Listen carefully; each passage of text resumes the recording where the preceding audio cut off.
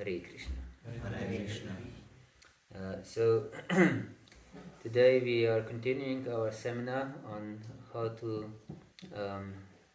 achieve spiritual steadiness in our life. Pokračujeme s naším seminářem o tom, jak dosáhnout duchovní stálosti v našem duchovním životě. And on Wednesday evening we discussed about Shraddha, about faith as the first requirement to enter this path of bhakti. A ve středu jsme diskutovali o principu Shraddha, neboli víry na této cestě, v tento proces bhakti. And what we said, do you remember what's important? Pamatujete si z toho něco důležitého?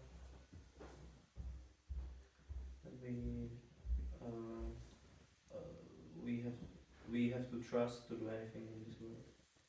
Yes, it's exactly true. Faith in Shastra. Faith in Shastra, yes, exactly. We should have faith in Shastra. Not just any faith, but faith in Shastra. Měli bychom mít víru, specificky víru v šástru, ne tak obyčejnou víru. Yes, and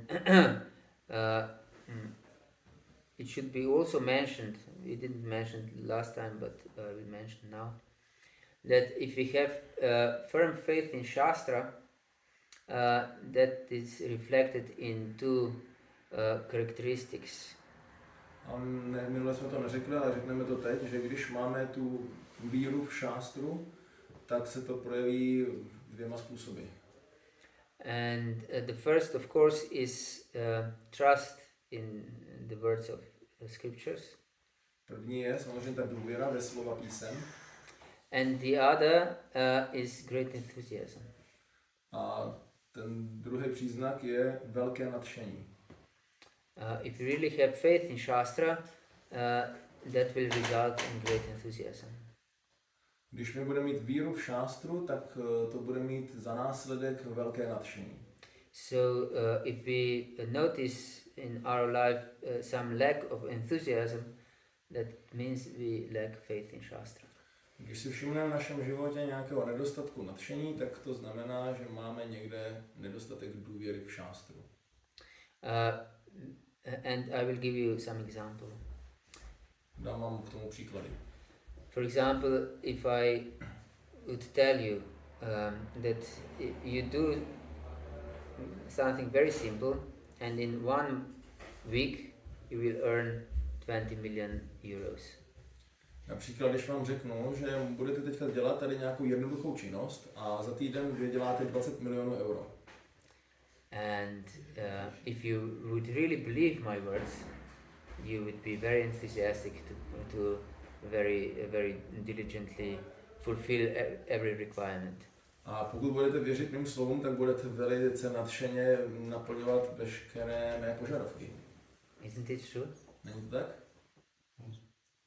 Isn't it a good deal? 20 million euros in 1 week? Není to dobrý jako obchod, 20 milionů euro za jeden týden? Is it or not? Yes, it is. It's quite good. Quite good. Yes. But if you wouldn't have any faith in my words, you wouldn't do anything. Ale pokud byste neměli víru v ta moje slova, tak byste nic nedělali. Yes. So the same is with Shastric statements. A to stejné je s těmi výroky šástry. So if you have firm faith in Shastra, then you will be very enthusiastic to devote yourself to devotional service. Pokud budeme mít pevnou víru v šástru, tak přirozeně z toho budeme nadšení vykonávat velice intenzivně oddanou službu.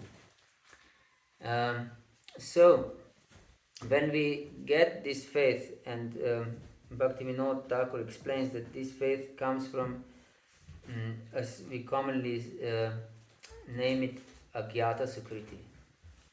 Takže když my máme tuto víru začáteční, jak je popisováno, že vychází z toho, co běžně nazýváme jako Agyata Sukriti. Bhaktivinoda Thakur has many more sophisticated words for this.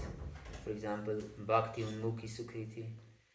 A Bhaktivinoda Thakur má ještě další jakoby sofistikovanější termíny pro tento koncept jako Bhakti Unmukhi Sukriti. Or Bhakti Prada Sukriti. Nebo Bhakti Prada Sukriti. But basically it means that we did some devotional act which is devotional by itself unknowingly. Ale obecně to znamená, že jsme udělali nějakou činnost, která je svou samotnou podstatou devocionální činnost a udělali jsme ji ale nevědomě. For example, if we somehow or other have we fast on Ekadashi. Jako se nám třeba stalo, že jsme z nějakého důvodu neplánovaně nebo nechtěně se postili na Ekadashi. Or we have served some pure Vaishnava, for example. Nebo jsme udělali nějakou službu pro čistého Vaishnavu. And then this faith for Shastra will awaken and for Shuddha Bhakti. A tam se potom začne probouzet ta víra v šástru a v Shuddha Bhakti. And then, of course, when we get this faith, that means that we seek association of saintly people. A když tuto víru budeme mít, tak to se projeví tak, že budeme vyhledávat společnost svatých lidí.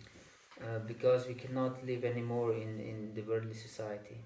Protože už se nedokážeme žít v té vnější světské společnosti. And as it is said, the birds of the same feather flock together. A je taky, jak se říká, vrána konáně sedá. So we will naturally seek such devotees that attract that we are attracted to by our faith. A přirozeně budeme vyhledávat společnost takových oddaných, ke kterým jsme na základě našeho druhu nebo naší úrovně víry přitahováni. So if our faith is not based on Shastra, we may tend to seek association of devotees who don't base their faith and activities exclusively on Shastra. A když naše víra není založená na šástře, tak můžeme mít sklon hledávat společnost a sdružovat se s takovými oddanými, jejichž víra není exkluzivně věnovaná nebo projevená vůči šástře. And then it is very great possibility that we'll associate with mixed devotees. A pak je velká šance, že se budeme sdružovat se smíšenými oddanými. And of course, this devotee association means also guru association. A samozřejmě společnost oddaných zahrnuje i tu společnost gurua. And we should search for a bona fide guru. A měli bychom vyhledat pravého gurua. As we explained in previous class and also other classes, that we are required to search for the absolute truth. Jako jsme řekli v předchozích lekcích, že je potřebné, abychom hledali absolutní pravdu. Yes, we should never have blind faith. Nikdy bychom neměli mít slepou víru. Yes, because Shastra tells us Tato Brahma Jigyasa, Jivasya Tato Jigyasa, and also other statements. Protože šástra říká výrok, jako je Adháto Brahma Jigyasa a tak dále. So we should search for Krishna all the time, like Parikshit. He was also searching. Everyone he examined, is this Krishna or not? So we should search for this absolute truth. Podobně jako Parikshit, on vlastně se díval kolem a říkal, že vždycky to testoval. Je tohleto Krishna a hledal neustále Krishna. Že bychom měli takto neustále být na zaměstnání ve vyhledávání absolutní pravdy. Yes, and Shastra is this canon of absolute truth. A šástra je tím kánonem absolutní pravdy. So, who is now bona fide guru? A kdo je tedy pravým guruem? This is explained in Nectar of Instructions of Srila Rupa Goswami, by Srila Rupa Goswami. In this is very short book, but shows the way from the beginning to the highest possible perfection. A to je vysvětleno Rupou Goswamím Nektaru pokynů, což je velice krátká knížečka, ale je, vlastně vysvětluje celou oblast od toho plného začátku po tu nejvyšší dokonalost. So in first verse he explains who is bona fide guru. A v prvním verši vysvětluje, kdo je pravý guru. He explains Vacha Vegam, Manasa Krodha Vegam, Jihva Vegam, Udarapasta Vegam, Etan Vegan Yovishahita Dirar, Sarmam Apimam Pritivim Sasishyat. So in this verse he explains that guru is one who controls different pushings in body. A v tomto verši vysvětluje, že guru je ten, který dokáže ovládat různá nutkání svého těla. The first one is Vacha Vegam. Vacha Vegam means the pushing of speech. První z nich je Vacha Vegam, což označuje tlak mluvit. So if guru, if some person talks nonsense, and he's very talkative and doesn't devote his speech to service of Krishna, that means he is not bona fide. A pokud je taková potenciální někdo, na koho se díváme jako na možného gurua, je velice jako pořád něco říká, pořád něco mluví, ale jsou to často úplně zbytečné věci, nesmysly, není to spojeno s Kršnou a tak dále, tak potom není pravým. Then is Manasa and Krodha Vegam. Manasa means the mind. A potom je Manasa a Krodha Vegam. Manasa znamená mysl. And mind is also can be seen by one's speech and one's behavior. A ta mysl, tu můžeme taky pochopit její chování na základě toho, jak člověk mluví. Because, for example, Jesus said that whatever the heart is full with, that will be expressed by our words. Ježíš totiž říkal taky, že to, čeho máme plné srdce, tak to potom bude přicházet a vyjadřovat se v našich slovech. So, whatever is in one's person mind, that will be expressed by his words, by his speech and by his behavior, by his cravings, desires and so on. A cokoliv má ten člověk v mysli, ve svém srdci, tak se bude projevovat v tom, co říká, jak se chová, po čem touží a tak dále.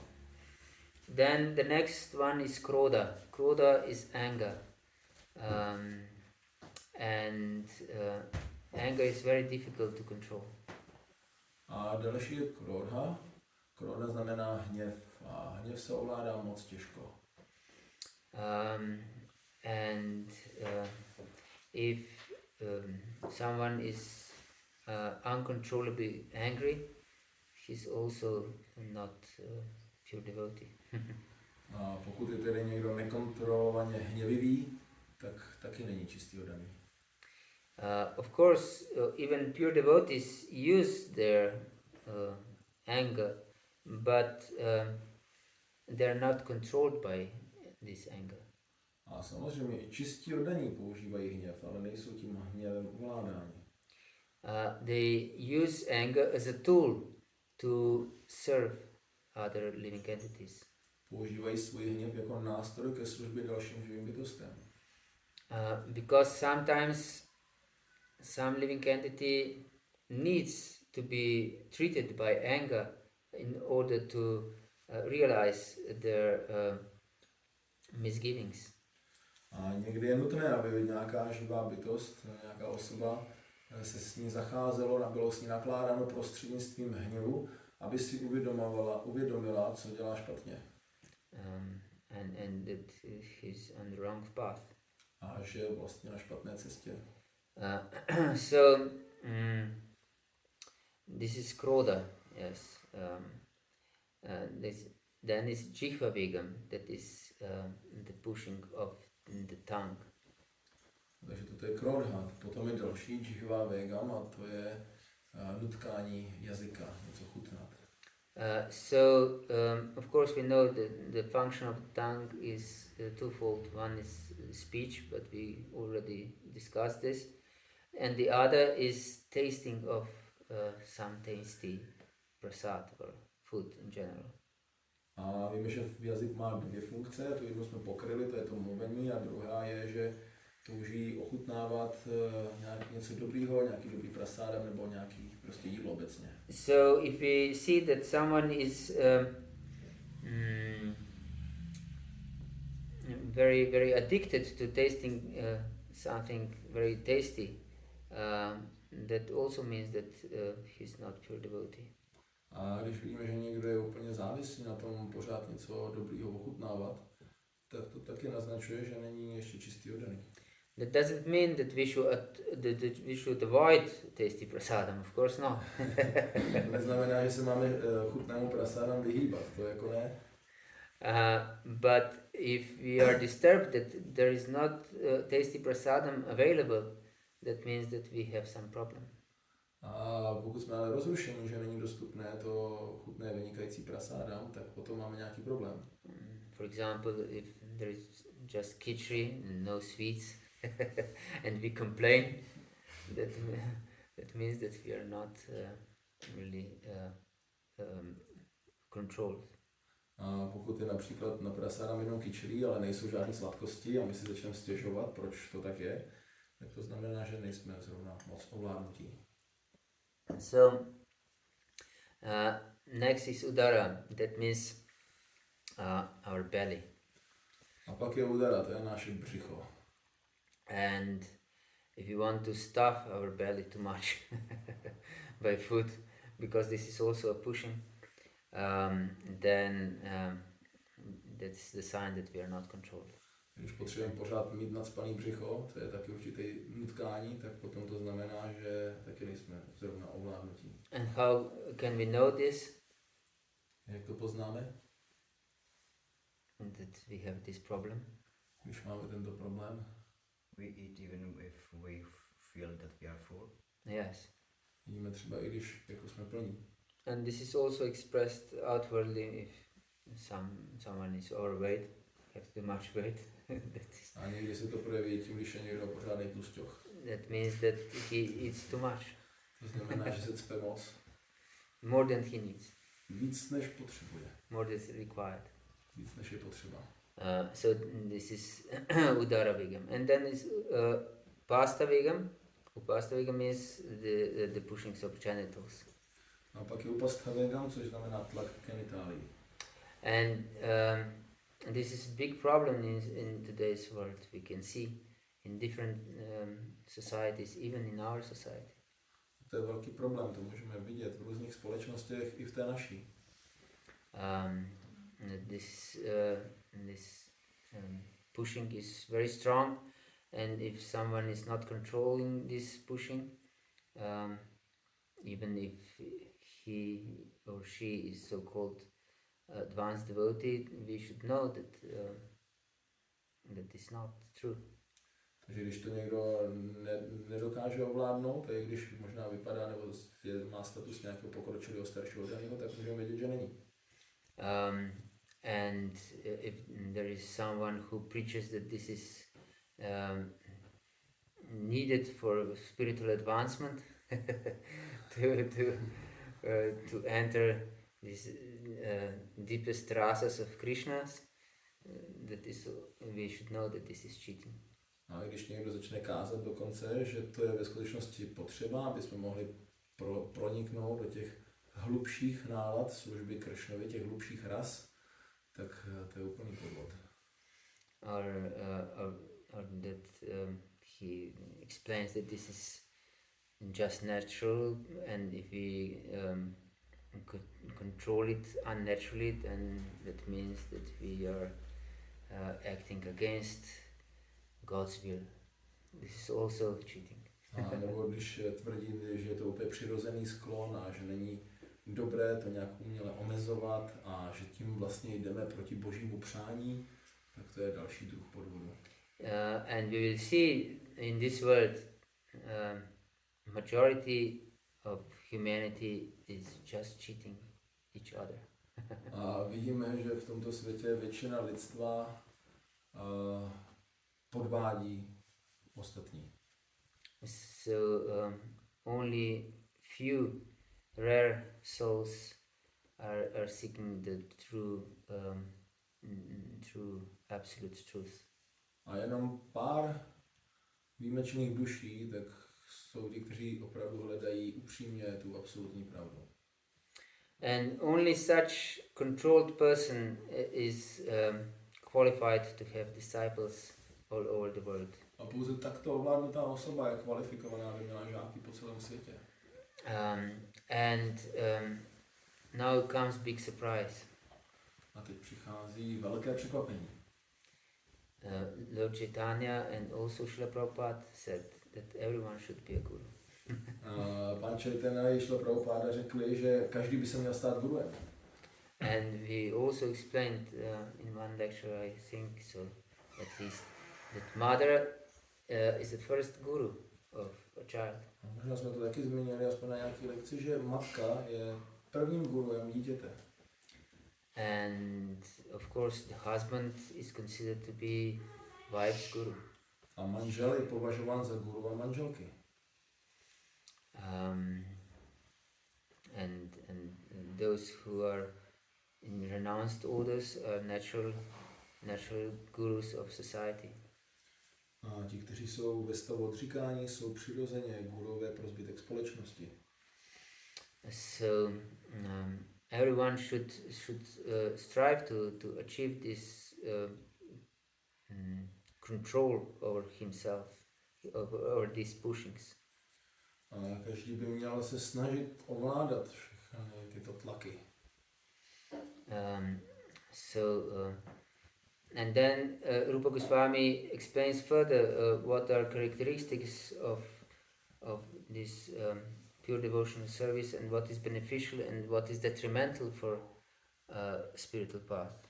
A potom Rupa Goswami pokračuje, vysvětluje, co jsou charakteristiky oddané služby, co je příznivé, co je naopak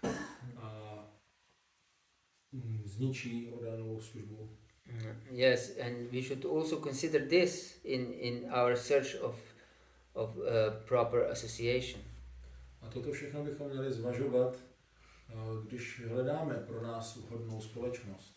Okay, our guru may be like this, like perfect Vaishnava, but we associate, of course, also with other devotees. A náš guru může být například jako čistý Vaishnava, ale my se sdružujeme taky i s jinými oddanými. And it's important which company we will keep. A je důležité, jakou společnost si budeme udržovat. So we should know which characteristics are detrimental for our spiritual path and which are conducive for our spiritual path. A proto musíme vědět, jaké charakteristiky jsou příznivé pro naši cestu a jaké jsou naopak ničivé. So first Rupa Goswami explains those who are detrimental. Rupa Goswami se nejdřív věnuje těm, které ničí oddanou službu.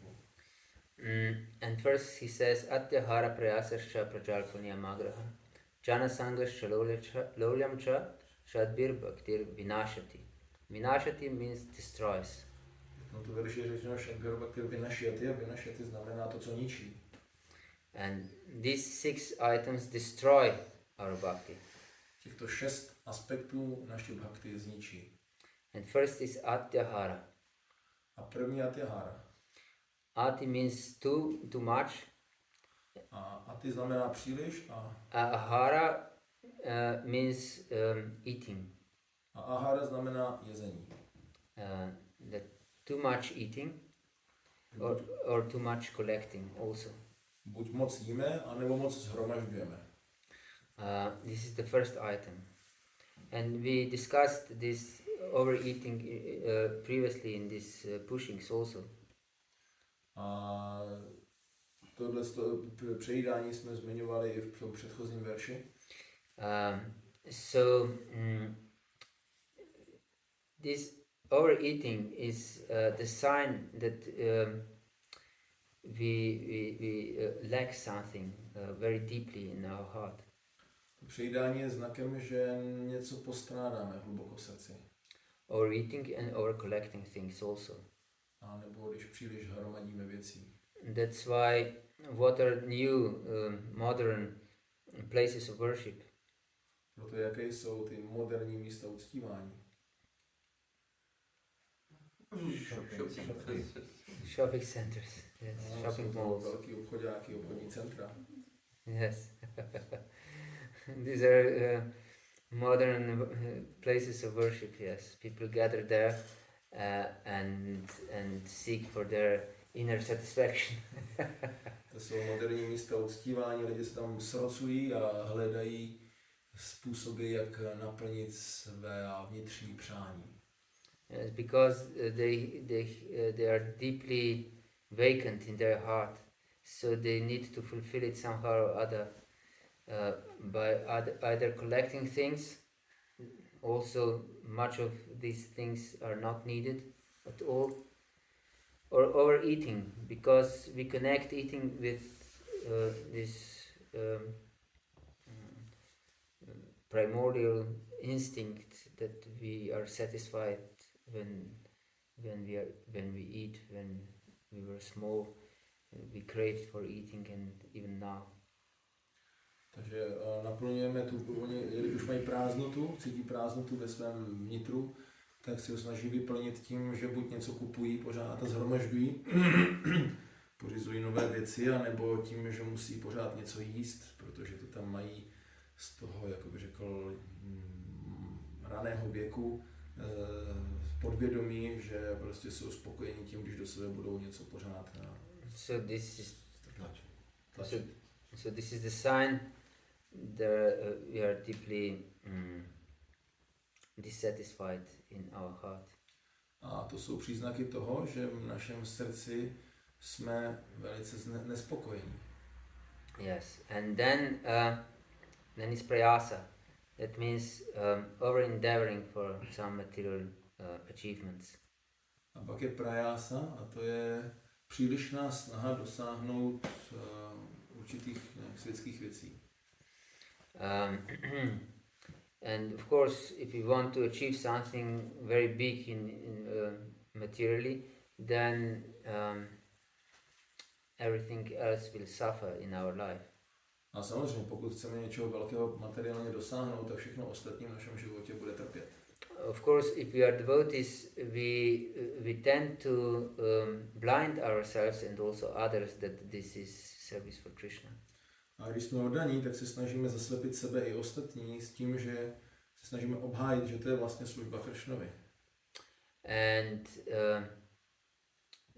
but if we lack time for our sadhana and lack time for quality association with devotees, this is the sign that this is just our endeavoring. A pokud máme na základě toho nedostatek času pro naši sadhanu a proto, abychom měli dostatek kvalitní společnosti s ostatními oddanými, tak je to znakem toho, že to je přílišná snaha, to prayasa. And this is in fact useless endeavor. A je to v skutku jako zbytečné úsilí. And then it is prajalpa, and this is really detrimental for our spiritual life. A pak je tady prajalpa a ta je opravdu ničivá pro náš duchovní život. Basically this is gossiping about others. To jsou takový drby o druhých. Yes, and gossiping is very popular. A to je velice populární činnost. Everyone gossips. Každý drbe. About this and that and what one did and what one didn't do. And o tom, o tamtom, co ten druhý udělal a co naopak neudělal. And I think I told you this, but maybe I didn't. about this bishop from South America. Ano. I didn't. No. So there was I read I think even before I came to Krishna consciousness, that means long time ago, one bishop wrote that it is quite impossible to avoid gossiping, and therefore his conclusion was that it shouldn't be counted as a sin. A tady dám příklad toho něco, co jsem četl ještě předtím, než jsem přišel k Irmě Kršně, což už je hodně dávno. To byl jeden biskup z Jižní Ameriky, který napsal, že je prakticky nemožné se vyhnout tady těm vesnickým tlachům a drbání a že by to teda tím pádem nemělo být považováno za hřích. Yes, because everyone is gossiping. So if this would really be a sin, then everyone is doomed. Každý takto tlachá. A tak potom by to znamenalo, kdyby to byl hřích, že každý je vlastně zatracen. So, and it's true, everyone is doomed. A to je ale pravda, že každý je zatracen. Yes, but what to do? They didn't study Rupa Goswami. Co se dá dělat? Oni nestudovali Rupu Goswamiho. Yes, and from Rupa Goswami we know if we are gossiping, that means that we are jeopardizing our devotional life very much. Jeopardizing. To Podkopávat. endanger it. Takže když my ale víme od Rupy Goswami, že když takto budeme tlachat a říkat blbosti a tak dále, tak potom tím podkopáváme a přivádíme do nebezpečí tu naši oddanou službu. Yes, so be careful about this tendency. This tendency is of course based in our enviousness of others. A že bychom měli být opatrní na tento sklon a on je dost založen na naší závistivosti vůči druhým. And since we want to establish ourselves as the Lord, knowingly or unknowingly, then we should undermine all others who tend to be our competitors. A jelikož sebe chceme ustanovit jako ty nejlepší, tak musíme vždycky podkopávat ty druhé, které jsou potenciálně našimi soupeři nebo So we try to minimize them and make them to seem very very deviant or whatever. They may be, but this is in fact not our business. A my, aby jsme nějakým způsobem si zajistili tu postavení, tak se snažíme jako naznačit, že jsou nějakým způsobem špatní nebo odchýlení a tak dále. Možná i můžou být, ale není to úplně náš biznis. If it is in our strength to help them, to serve them somehow or other to come on the right path, if they really have some problem, then it's our duty to serve them. A pokud je na našich možnostech jim pomoct nějakým způsobem, by nastoupili na správnou cestu a napravili se, tak je naší povinností jim takto posloužit. And if it's not in our power to do anything, then we just don't bother about this. A pokud není v našich silách cokoliv udělat, tak pak se s tím nedáme starosti. Because it's detrimental for our spiritual path. Protože to pak uškodí naší duchovní cestě. We should be aware of this. Toho bychom si měli být vědomi. And then is Niyamagraha. Niyamagraha means we can translate this in two ways. One is to follow some rules just for the rules' sake, and the other is not to follow the rules, even if the rules are there. A pak tady máme Niyamagrahu, která je překládána nebo vysvětlována dvěma způsoby. A to je, že buď nenásledujeme pravidla, i když tady pravidla jsou, anebo naopak následujeme pravidla jen tak, jakoby, aniž bychom chápali proč. This is also detrimental for our spiritual life. To taky našemu duchovnímu životu uškodí. And the first one we can define as sentimentalism. To první můžeme definovat jako sentimentálnost. Yes, there are rules for following Ekadashi and fast on the appearance day of the Lord, but this is for neophytes, those who don't understand what is bhakti, what is heart. I have heart connection with Krishna. I don't need these rules. This is just for those who don't understand deep emotional connection with Krishna.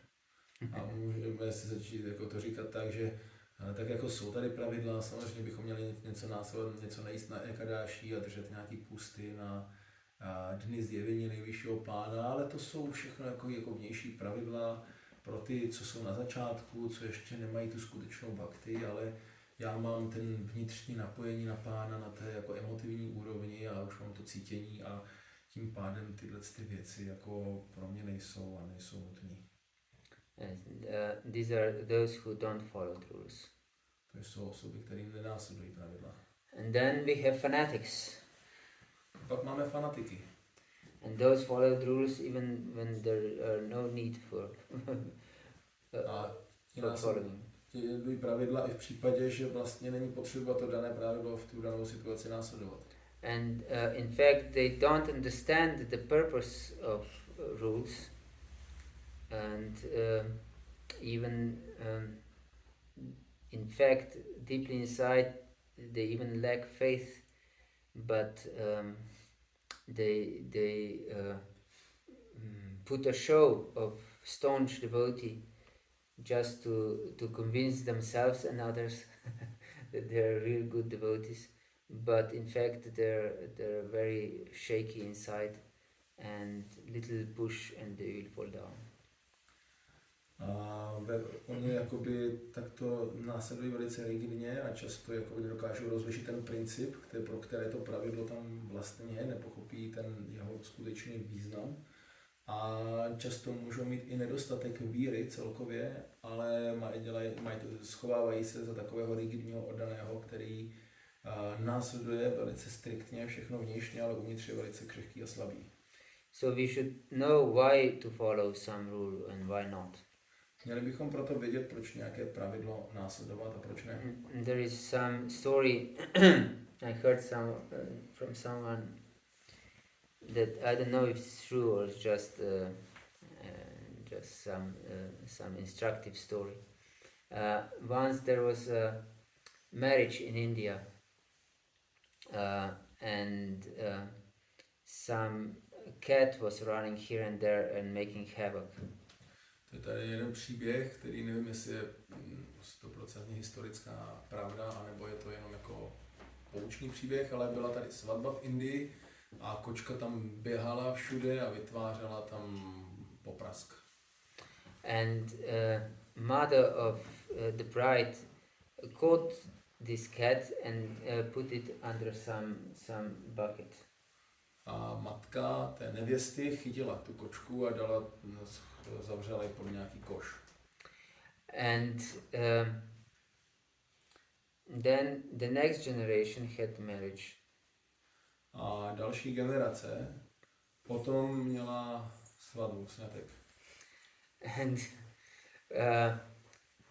since there was no cat, they were desperately searching for a cat to put it under the bucket. Nebyla tam žádná kočka, kterou by mohli dát pod koš, protože to viděli na té předchozí svatbě, takže byli velice zoufalí a hledali nějakou kočku, kterou by mohli takhle použít. And they searched all around and they found some cat in the neighboring village. And they hardly caught it and brought it to this marriage ceremony and put it under the bucket. A oni jako strašně hledali, až nakonec v nějaký vedlejší vesnici kočku našli a s vypětím sil se jim podařilo chytit a pak ji tam schovali pod nějaký ten kýbl, nebo no, a by jako to bylo součástí svatby. And because they were convinced that this is our family tradition, and if we don't do this, the marriage will be inauspicious. A začali tvrdit, no toto je přece naše rodinná tradice a pokud toto neuděláme, tak celá ta svatba bude nepříznivá. And this is fanaticism, following something without understanding what is right and what is not. A to je vlastně fanatismus, že následujeme něco, aniž bychom chápali, co je správně a co není. For example, we will see that our guru did something and we won't understand it correctly and we'll just blindly follow without need. My můžeme vidět, že třeba guru něco udělal a my se to snažíme, aniž bychom znali ten skutečný důvod a my to pak začneme slepě následovat, aniž by to bylo potřeba. So we should understand what we are doing. A to bychom měli chápat, co děláme. And this is Niyamagraha. Toto je ten bod Niyamagrahy. And then is Bhajana Sanga, that means association of worldly people. A dalším je Bhajana Sanga, což je společnost se světskými lidmi. And of course we should know that whatever association we keep, that we will become. A měli bychom vědět, že jakoukoliv společnost si vydržujeme, tak takový se staneme. Because it's natural. If we associate with drunkards, we naturally start to drink ourselves also. Je to přirozené, když se sdružíme s ožralci, tak budeme taky ožralí. And if we, for example, associate with alpinists, we will also start to climb mountains. A když se začneme sdružovat s alpinisty, tak začneme za chvilku taky lézt po horách. Otherwise we will be bored to death when they discuss where they were climbing and so on, and we don't know anything. So it would be completely useless such company for us. Jinak bychom se v takové společnosti unudili k smrti, když oni by začali diskutovat, kde všude byli na horách, jak tam vylezli a tak dále. My vlastně jsme tam nikdy nebyli, nic jsme z toho nevěděli a nemáme k tomu žádný vztah, tak by nás to nebavilo. So if we associate with materialists, we will definitely take to their concepts of happiness. Že když se sdružíme s materialisty, tak přirozeně najdeme na vlnu toho jejich konceptu, co je štěstí. So we should be extremely careful.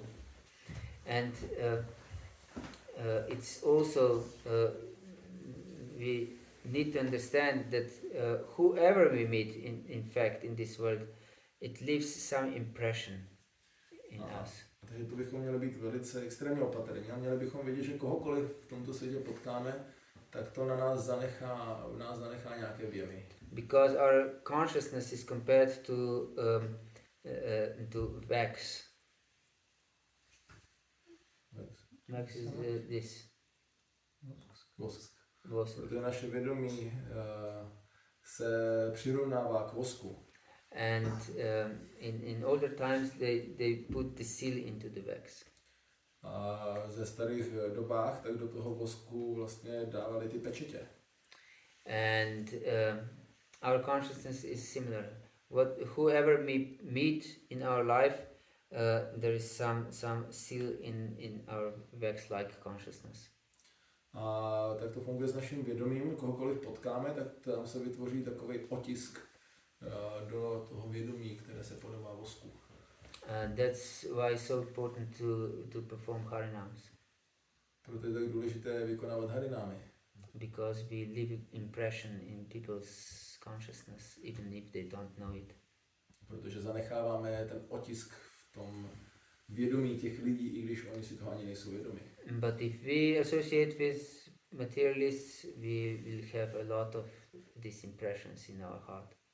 Ale když se sdružujeme s materialisty, tak potom to zanechá zase vliv na našem srdci, otisk. And then is lauliam, greed. And of course we should know that greed for material things is detrimental. Pak je lauliam, neboli taková chamtivost po materiálních věcech, měli bychom vědět, že toto je ničivé.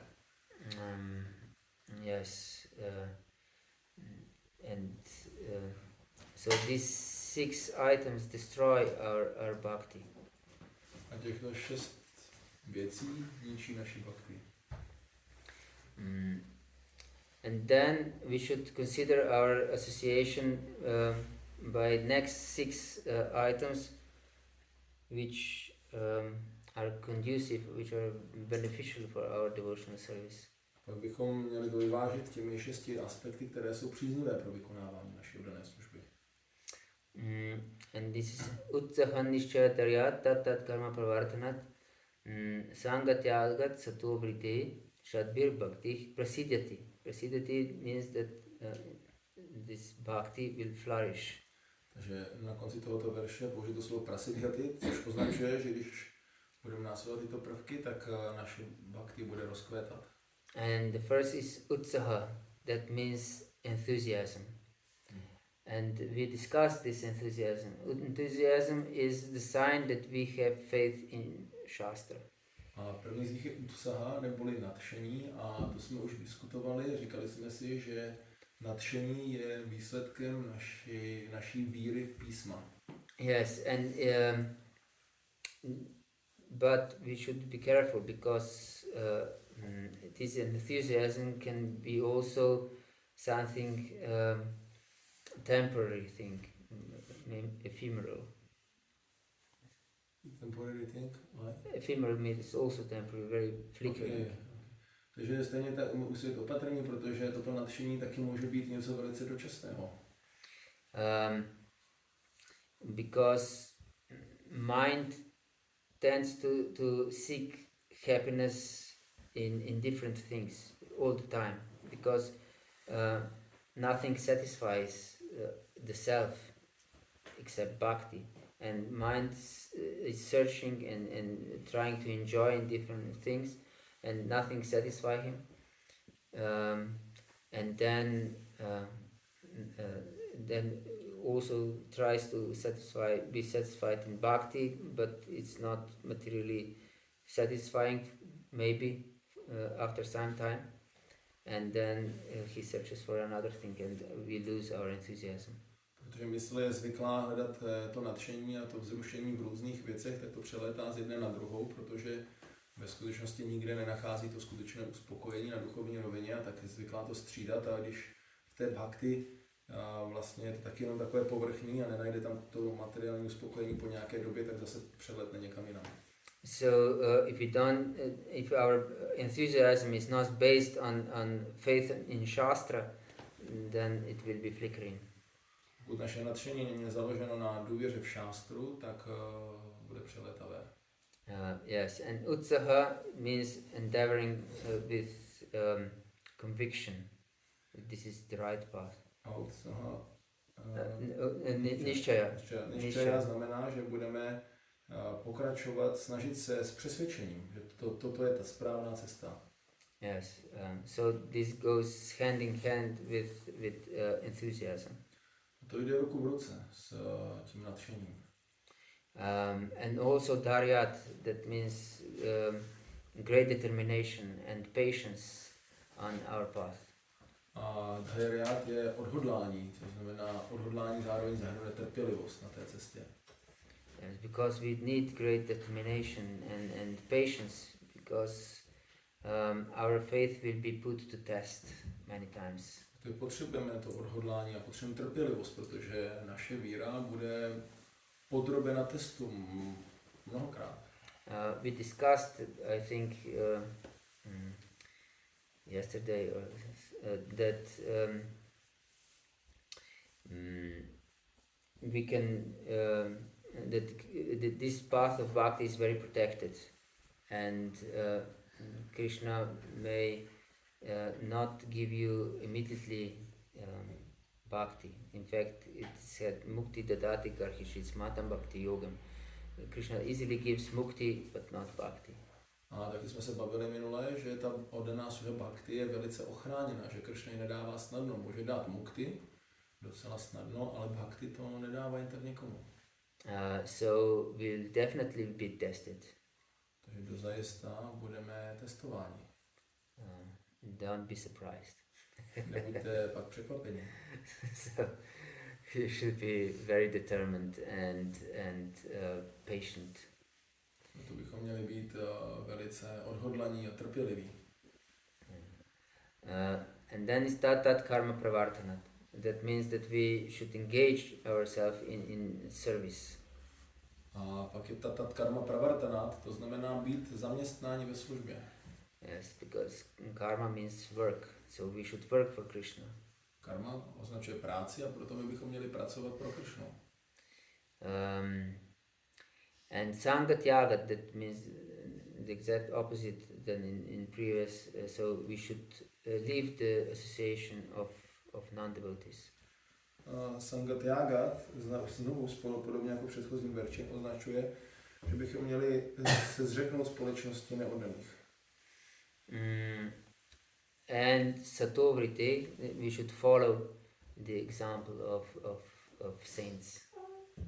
A Sato Vrittech označuje to, že bychom měli následovat ve šlépě jejich svědců. And these are 6 items that promote our devotional service. A toto je 6 prvků, které povznesou naši oddanou službu. So we should also consider who is following these 6 items that promote devotional service and who diligently avoid all these 6 detrimental things in their devotional practice. A měli bychom se dívat na to, kdo takto se opravdu ve svém životě snaží následovat tady tyto věci ve svém životě a zároveň vyhýbá se těm 6 nepříznivým. And by this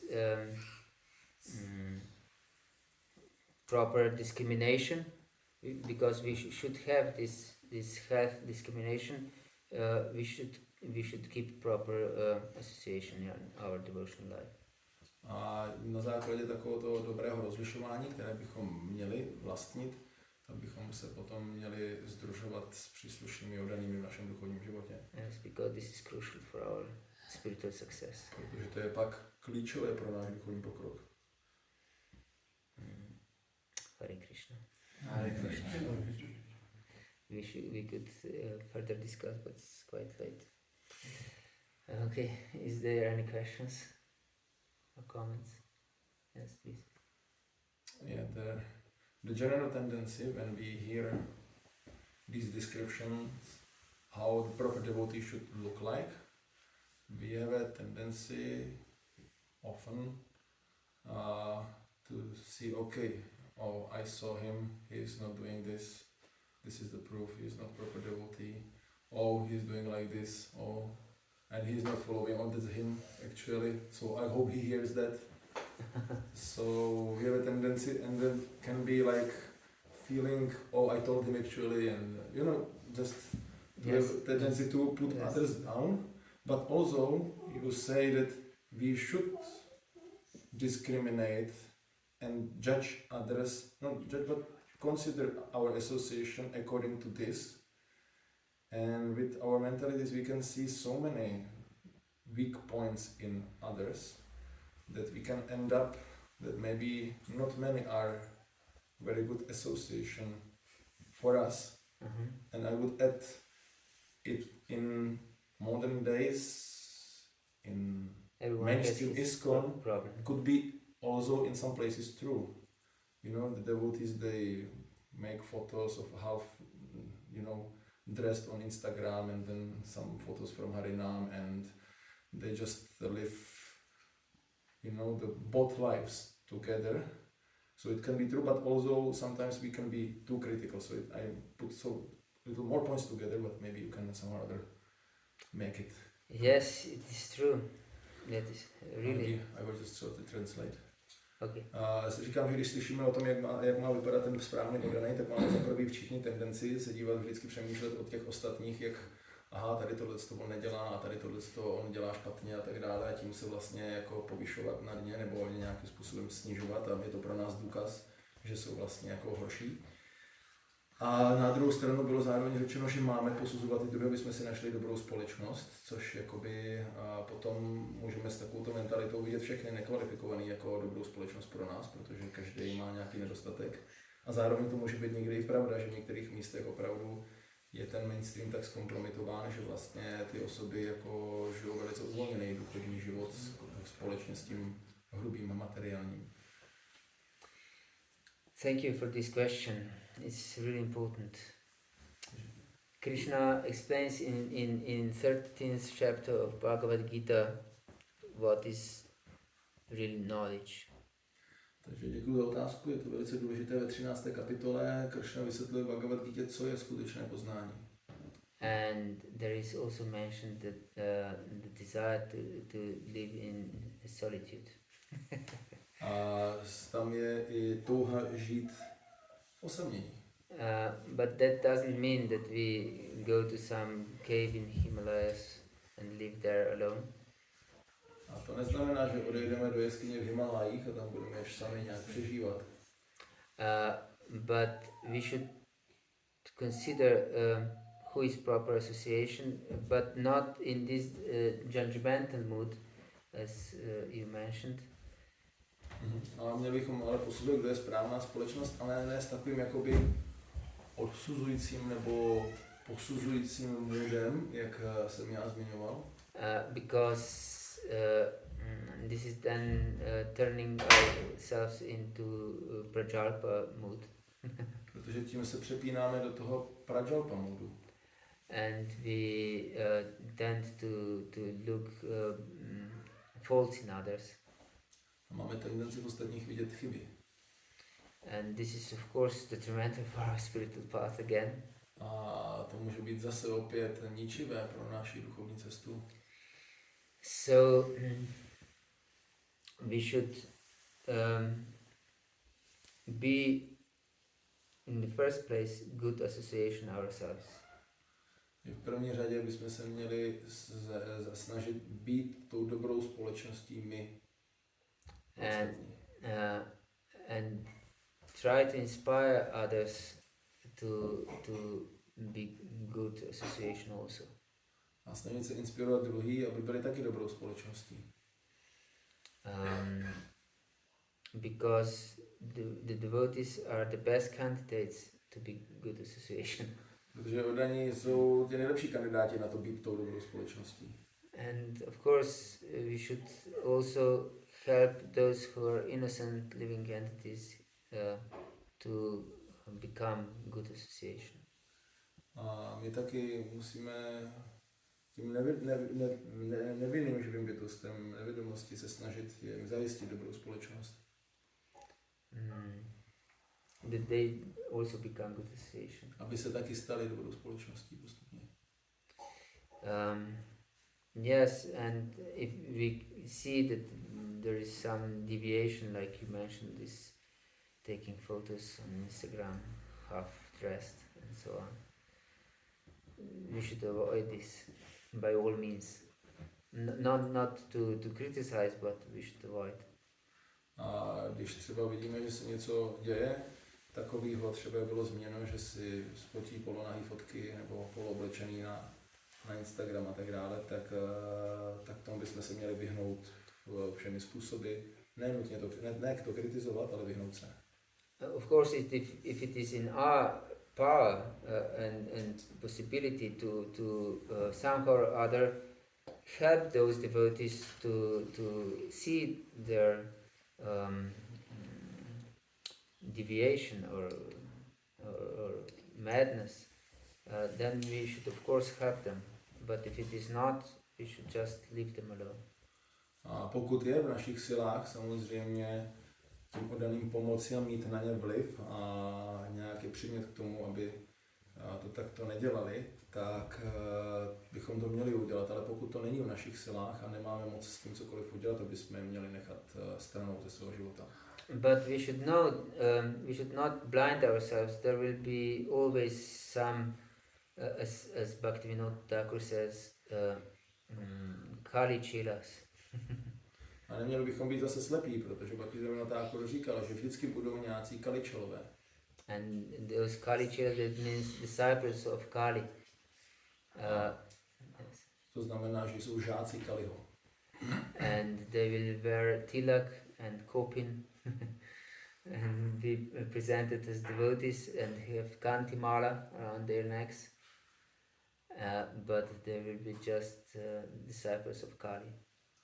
A oni můžou nosit tilaky a kopény a nosit kantimály, ale vevnitř můžou být jenom poslové Kaliho, žáci Kaliho. So we should be careful with who we associate, and because there are many very nice devotees, even if they have problems. Who doesn't have problems? In fact, everyone has some problem or other, and we should be considerate in this regard. But if we can see if someone is sincere and he tries to advance in spiritual path, or he's just lazy to do anything for his betterment. Takže tady můžou být samozřejmě různí oddaní a každý má nějaké chyby, s kterými slabosti, s kterými zápasí, a to se musí jako rozpoznat. Každý máme s něčím zápasíme, ale pak tady může být další aspekt, že prostě člověk je línej s tím cokoliv dělat.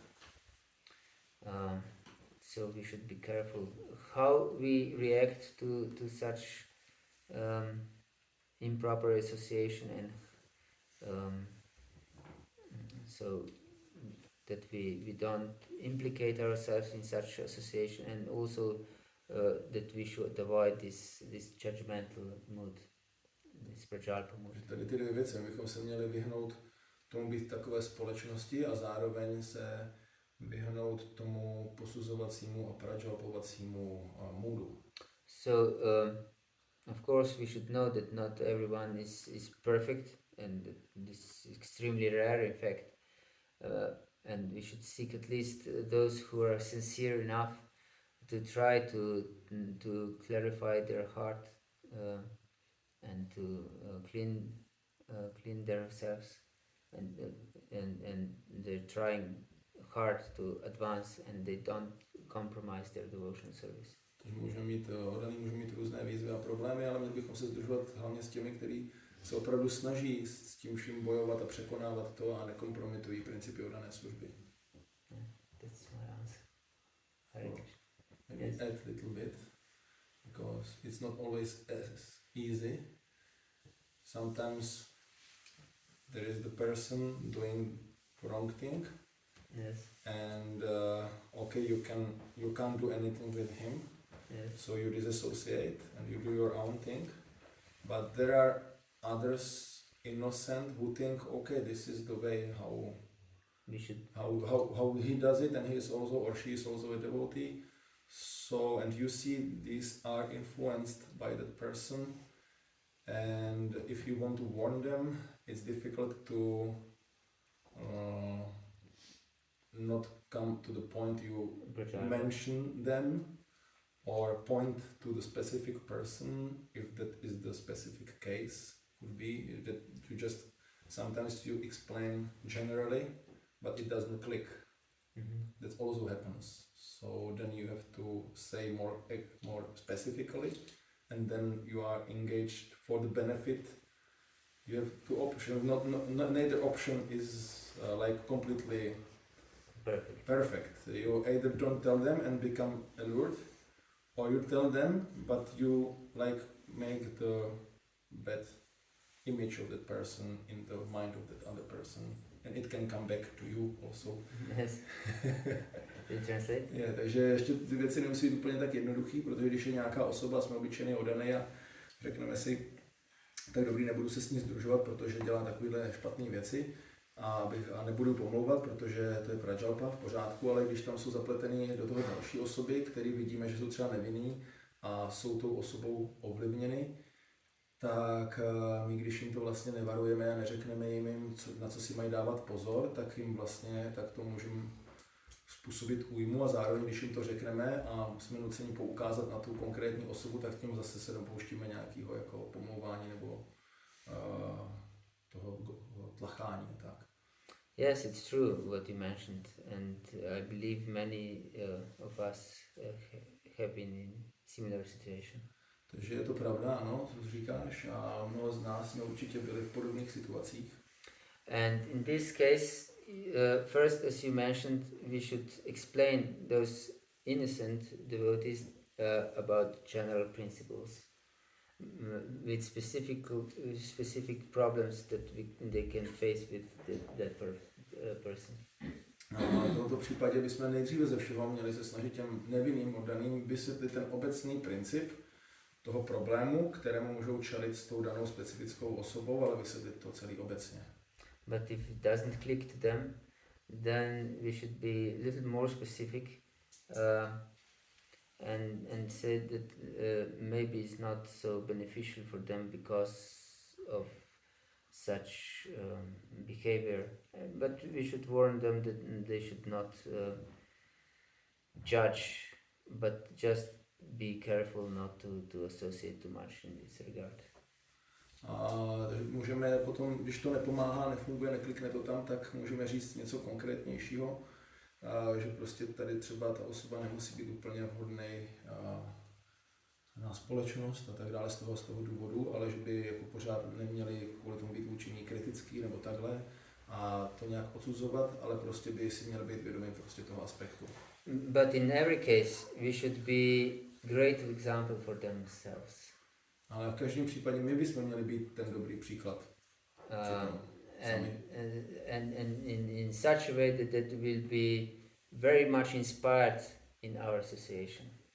Až takovým způsobem, že ty osoby budou velice inspirovány v naší společnosti. Then they will naturally understand what is bona fide path and what is cheating. A potom snadno porozumět, co je bona fide cesta a co je podvod. And then naturally they will not follow such false guru. A pak přirozeně nebudou následovat takového falešného gurua. Yes, this is important for us to be very inspiring for devotees.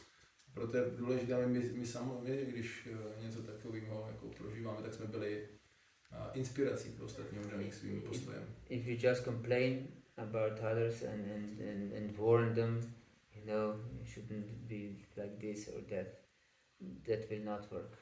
A pokud jenom jakoby poukazujeme na ty chyby a jenom ostatní varujeme, že nemají být takový a takový, ale nic jiného neděláme, tak to pak fungovat nebude.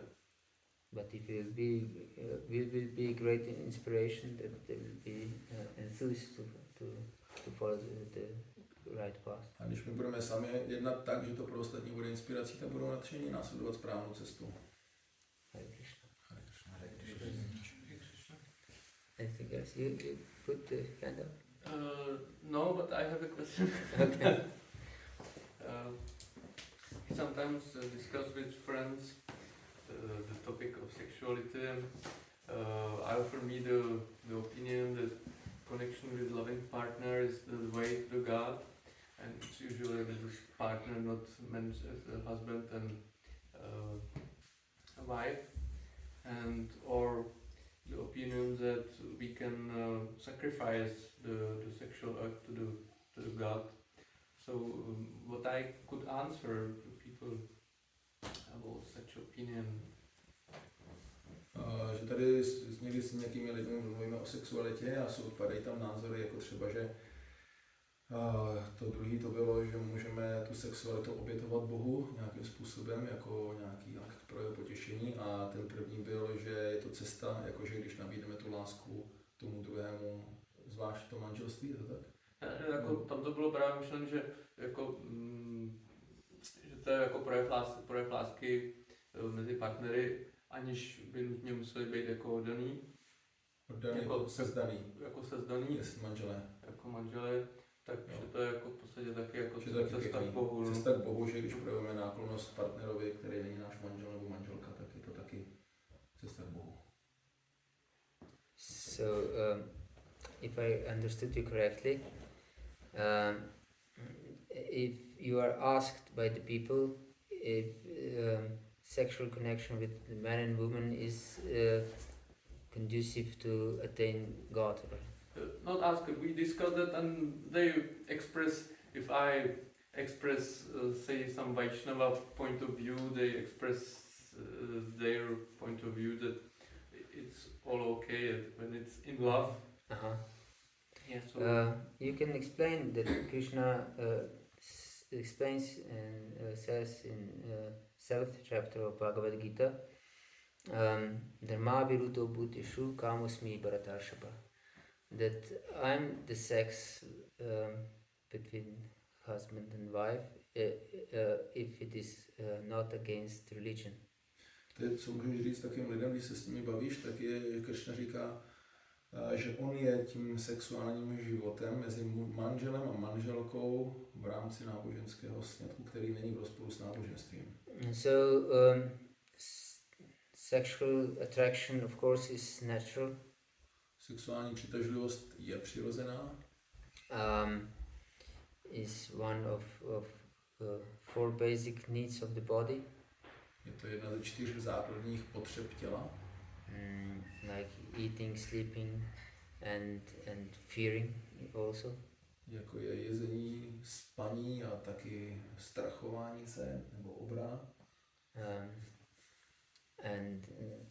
So it's natural, but of course, like others, like sleeping and eating, and also is defending or fearing, should be used properly in our life, so that if we misuse this, then it will be problem. A všechny tyhle věci, je to jezení a spaní a tak dále, všechno by se mělo využívat správným způsobem v našem životě podle zásad prostě náboženství a jinak nám to ublíží, uškodí. So if we indulge in eating just for sense pleasure, we'll be ill. Pokud budeme jíst jenom proto, aby jsme uspokojili svoje smysly pro svůj požitek, tak onemocníme. And will be of course overweight. A potom taky přibereme na váze.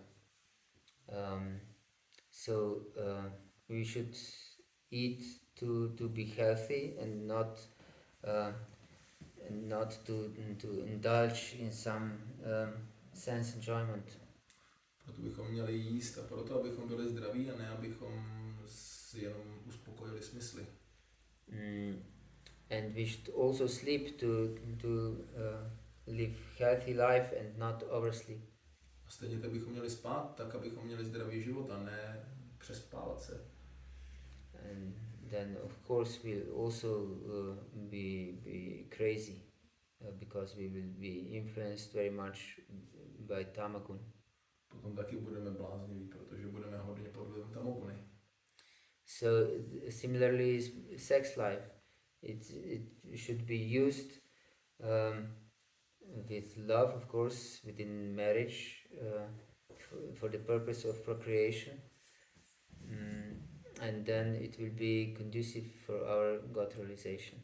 Stejně tak sexuální život, pokud je zaměstnán v manželství pro početí náležitých jako dětí, tak potom to může být příznivé pro seberealizaci nebo pro realizaci Boha. So this is the best way of using our sexual need. A to je ten nejlepší způsob, jak zaměstnat naši sexuální potřebu. And in fact, it's one of Krishna's vibhutis. A je to jedna z Kršnových vibhutích. And also in 10th chapter, Krishna also says, Ayudanamaham vajram, dinunam asmi kamaduk, prajanas chasmi kandarpa,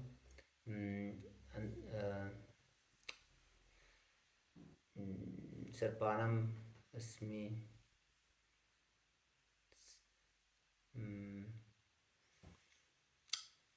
Vasuki. Yes. So that means that Brajanas Chasmi Kandarpa. I'm Kandarpa, the god of love, among the causes of conceiving a child. A v 10. kapitole taky Kršna říká, já jsem Kandarpa, bůh lásky a jsem příčinou počínání dětí. So we can see from these statements of Shastra that this is of course very much Lord considers this force of sexual attraction and is in fact coming from Krishna in order to procreate. Že pán je tady zdrojem tady tyhle sexuální přitažlivosti a vychází z Kršny a je tady za účelem toho plození. So we can use it for Krishna's service, like eating also we can use for Krishna's service and sleeping also and fearing also because we can build some house and so on. Takže můžeme to použít ve službě Kršny, podobně jako jezení, podobně jako i spaní a taky to strachování se, kdy potom jako na svou ochranu postavíme třeba nějaký dům, a který je zaměstnán ve službě Kršnovi. But if we just want to use this tendency and need to enjoy our senses, then it's just immersing our consciousness in material pleasure. Ale pokud jednoduše to děláme jenom z toho materiálního důvodu, tak potom se pohroužíme do materiálního požitku. And then we miss our connection with the divine. A unikne nám to spojení s božským. Yes. Hare Krishna. Hare Krishna. Okay. Thank you very much. It's quite late. Sorry to keep you so much. It's too long. Shila Prabhupada ki Jai. Gaura Bhakta Vrinda ki Jai. Krishna Balaram ki Jai.